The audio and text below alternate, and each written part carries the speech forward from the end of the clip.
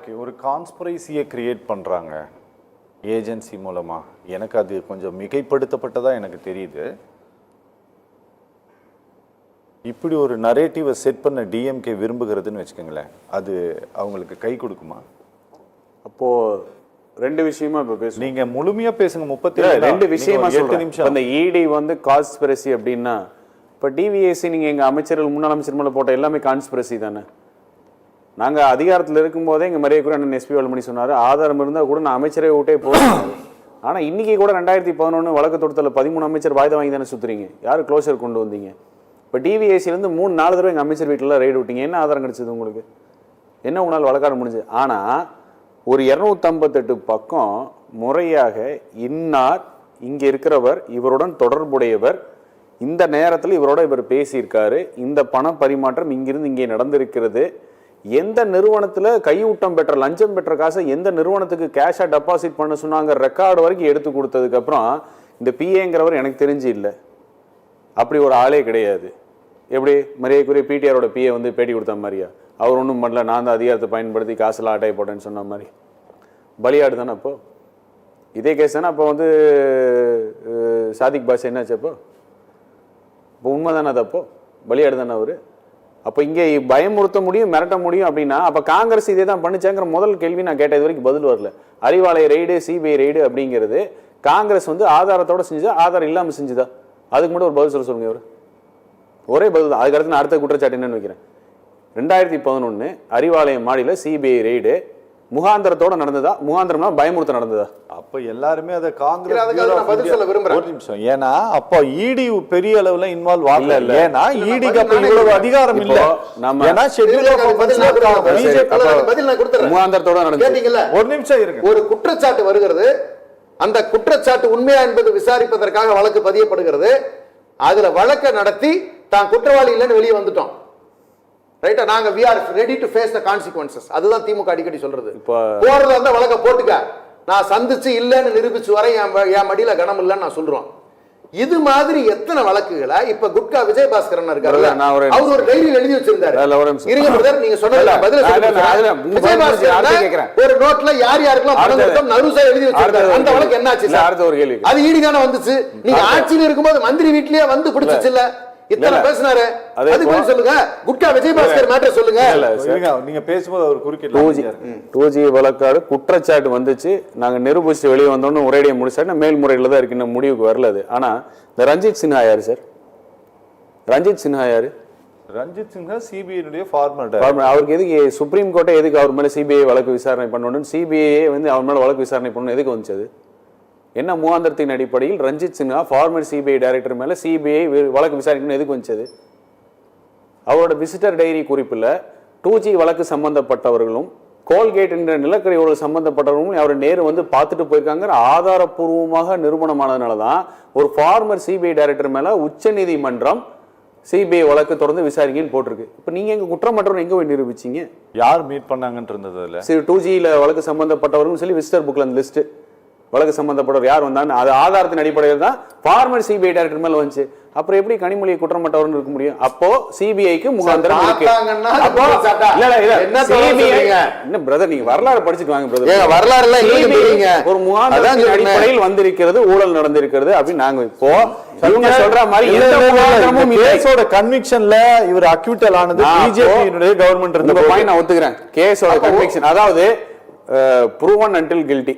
ஒரு அக்யூஸ்ட் வந்து he is innocent proven until guilty மாங்க வழக்காடு மன்றத்துல அவர் வந்து குற்றம் அப்படின்னு வந்து குற்றம் சாட்டப்படுற வரைக்கும் அவர் நிரபராதி அப்படின்னு. எதை தானே இவரு இப்ப சொன்னாரு, வழக்க போடுங்க நடத்துங்க. அது நடத்தாம இதுக்குன்னா இது 3வது லெட்டர் ஈடியில உங்களுக்கு 3 மாசம் எதுக்கு எஃப்ஐஆர் போடுறது? நீங்க நானு ஒரு நாள் கூட நீதிமன்றத்திற்கு விடுமுறை எடுக்காமல் வந்தேன். ஒரே ஒரு ஆதாரத்தை கூட சிபிஐ இவர்களுக்கு எதிராக கொண்டு வரவில்லை என்று ஜட்மெண்ட்ல இருக்குது. பிரதர் மேல்முறையீடு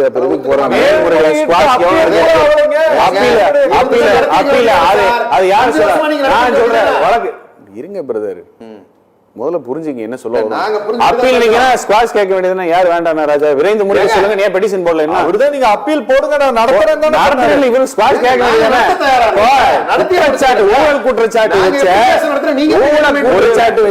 ஊழல் குற்றச்சாட்டு வச்ச யாருமே வந்து நான் நிரபராதி இத்தனை பீரியடுக்குள்ள கேஸ் முடிங்கன்னு சொல்ல வாய்தா வாங்கிட்டு சுத்துறாங்க நாங்க சுப்ரீம் கோர்ட்ல போய் 13 அமைச்சர்கள் அன்புமணி ராமதாஸ் மாதிரி 58 வயதா வாங்கல இடைமறிச்சு பேசுறது நாகரிகமே கிடையாது.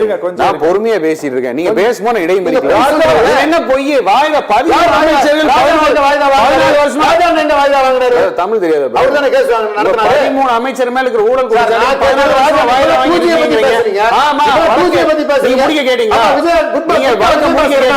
விஜயபாஸ்கர் கேஸ் ராஜா ராஜா கொஞ்சம் பொறுமையா என்னங்க நீங்க ஒரு விஷயத்துக்கு ராஜா 13 அமைச்சர்கள் மேல ஊழல் வழக்கு 14 வருஷம் வாய்தா வாங்கி தானே சுத்துறாங்க. யார் கேஸ் முடிங்கன்னு வந்து கேட்டாங்க. ராஜா என்ன யாருமே இப்ப நான் அடிப்படை கேள்வி முகாந்திரம் இருந்தா வழக்கு தொடுத்தா சந்திச்சு வெளியே வருவோம்னா எஃப்ஐஆர் போடுறதுக்கு எங்களுக்கு இதுக்கு 3 மாசம். ஒரு நிமிஷம் நான் சொல்லிடுறேன் சத்யா, நீங்க பாருங்களேன். முன்னாள் அமைச்சர்கள் மேல நீங்க எஃப்ஐஆர் பதிவு பண்ண வேண்டும் என்றாலும் நீங்கள் குற்றப்பத்திரிகை தாக்கல் செய்ய வேண்டும் என்றாலும் அதற்கு ஆளுநர் அனுமதிக்க வேண்டும். இங்க பிரச்சனையே என்னன்னா ஆளுநர் அனுமதிக்கலைங்கிறது தான். ஆளுநர் அனுமதிக்கவில்லை என்பதால் தான் உச்ச நீதிமன்றம் வரை சென்று சண்டை போட்டு தமிழ்நாடு வாங்கிட்டு வருது.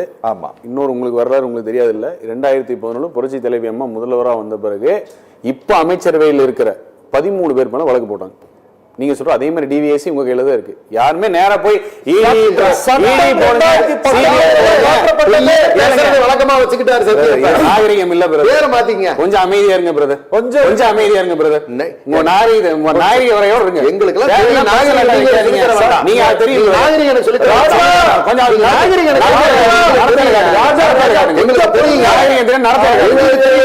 யாருமே வந்து உடனே நேரம் சிபிஐ போடுறோம் அம்மா போல டிவிஎஸ்சி தான் வழக்கு போட்டாங்க. இன்னமும் கூட 13-14 வருஷம் வாய்தா வாங்கி தான் சுத்திட்டு இருக்காங்க. யாருமே வழக்க முடிக்கிற ஆதாரத்தோட ரெடின்னு சொல்ல. இங்க பாருங்க ஒரு நிமிஷம், இங்க பாருங்க. ப்ராசிக்யூஷன் நடக்குது அப்படின்னா அதுல வாய்தா வாங்குறது அப்பீல் ஆகாம போறது அது சட்ட ரீதியான இருக்கக்கூடிய வாய்ப்புகள். ஆனா குற்றப்பத்திரிகையே தாக்கல் செய்ய முடியாதபடி அனுமதி கவர்னர் கொடுக்காம இருக்கிறாருங்கிறது நிஜம்தான். உங்களுக்கு எந்த சந்தேகமும் வேண்டாம். இல்ல நான் ஏதாவது மறுத்தேன். நான் இப்ப ஏதாவது மறுத்தேனா இல்ல கவர்னர் சொன்ன ரைட் நியாயம் நான் என்ன சொல்றேன் சட்டத்திற்கு நான் அதுக்கு என்ன உதாரணம் எடுத்தேன்? எடுக்கிறீங்க அந்த பீரியடுக்கு பொருந்தாதுங்கிற இல்ல பொருந்தாதுங்கிறது இல்ல. வழக்கு 14 வருஷமா நடக்குது. நீங்க குற்றமற்றவர் அப்படின்னா வழக்கு எப்போ வரைஞ்சு முடிக்கிறதுக்கு எல்லா ஆப்ஷனும் இருக்கு. முதல்வர் கூட இன்றைக்கு முதல்வர் கூட சட்டமன்ற கட்டின வழக்குல வாய்தா வாங்கி தான் சுத்தினாரு. இதான் வரலாறு. இப்போ இதே கேஸ்ல கூட நாங்க குற்றமற்றவர்கள் அப்படின்னா இடி 3 மாசம் 3வது ரிமைண்டர் லெட்டர் அனுப்பிச்சது. ஏன்னா உங்கள்ட்ட டிஜிபி கூட கிடையாது, அது கூட உங்களால போட முடியல. இப்ப கோர்ட்டுக்கு போயிட்டு வந்தது போது கூட அப்பீலுக்கு போறாங்க. ஏன்னா தப்பிக்கிறதுக்கு வழக்கை போடு நான் சந்திக்கிறேன்னு தைரியமா சொல்லல. சத்யன் ப்ளீஸ். அதிகாரத்தை வந்து தவறாக பயன்படுத்துகிறாள்னு ரத்தன சுருக்கமா அவர் சொல்றது கூட்டாட்சி தத்துவங்கிறார். கொள்ளையடிக்கிறதுல கூட்டாட்சி தத்துவம்லாம் தேவையில்லை. கொள்ளையடிச்சு யார் தப்பு பண்ணாலும் சட்டத்தின் முன்னாடி தப்பு தான். அதிகாரம் கையில் இருக்கும்போது தவறாக பயன்படுத்துகிறாளுங்கிறதுக்கு சாராசாரியா காவாய் கொடுத்த பேட்டி அது கொடுத்து இதனால ஃபெடரல் ஸ்ட்ரக்சர் கெடுதுன்னு சொல்லி அவரோட அப்சர்வேஷன் சொல்றாரு. இதே அதிகாரம் கையில் இருக்கிற இதே திமுக தான் போராடுகின்ற விவசாயி நிலத்தை எடுத்து போராடுற விவசாயி மேல குண்டாஸ் போடுறாங்க. 12 மணிக்கு யாரோ ஒருத்தர் வந்து ஒரு கருத்து சமூக வலைதளத்தில் தெரிவிச்சா நைட்டை போய் கைது பண்ணி 14 ரிமாண்ட்ல போட்டு அதுக்கு ஒரு குண்டாஸ் போடுறாங்க. தூய்மை பணியாளர்கள் ஆரம்பிச்சு மாற்றுத்திறனாளிகள் போறான்னா கூட மாற்றுத்திறனாளிகளை வந்து அவ்வளவு பலவந்தமா வலுக்கட்டாயமாக ஃபோர்ஸ் யூஸ் பண்ணி கைது பண்ணி கொண்டு போய் வைக்கிறாங்க. அவங்களுக்கு ஒரு அடிப்படை வசதி கூட கொடுக்காம சர்வாதிகாரத்தின் உச்ச போக்காக அடக்குமுறையை கையில் எடுத்துட்டு ஆடிட்டு இருக்கிறது இந்த அதிகாரம் கையில் இருக்கிற இடத்து தான். அப்போ இது தவறு இல்லையா? அது அப்போ இதை எங்க போய் சொல்லணும்? அதாவது அட்டானமஸ் பாடி, இவர் அது ஒரு வார்த்தைன்னு சொன்னார், டெமோக்ராட்டிக் இன்ஸ்டிடியூஷன்ஸ்ல. அவங்க அதெல்லாம் டெமோக்ராட்டிக் இன்ஸ்டிடியூஷன்ஸ் கிடையாது, அதெல்லாம் அட்டானமஸ் பாடி. அதுக்குன்னு கொடுத்த பவர்ஸ் இருக்கு. அந்த பவர்ஸை மீறும் பட்சத்தில் தான் கோர்ட்டில் நீங்கள் கொடுக்குற தைரியமாக இங்கே வந்து சொல்ல முடியுது. நீங்கள் வந்து உங்களை வந்து வரம்பை மீறி இருக்கிறீர்கள் அப்படின்னா அதுதான் அந்த அட்டானமஸ் பாடியோட தலைவர் வந்து மன்னிப்பு கேட்கிறார் கோர்ட்டில். எப்படி இங்கே 6 கலெக்டர் வந்து மணலில் ஊழல் போய் கோர்ட்டில் போய் நிற்கிறாங்களோ, எப்படி கலெக்டரும் கமிஷனரும் மன்னிச்சுக்கங்க கோர்ட் ஆர்டர் மதிக்காமல் நாங்கள் தப்பு பண்ணிட்டாங்களே மன்னிச்சுக்கங்க எப்படி கேட்க வைக்கிறாங்க. இந்த ஆட்சி அவ்வளோ அதிகாரம் கையில் இருக்கும்போது இப்படிதான் அவ்வளோமா நடந்தால் இதுதான் நடக்கும். இது ஆனால் தேர்தல் வருது அப்படிங்கிறதுக்காக ஒருத்தர் கொள்ளையடிச்சாரு அது மேலே கேஸ் போடக்கூடாதுங்கிற கதையெல்லாம் நான் இப்போதான் கேட்குறேன்.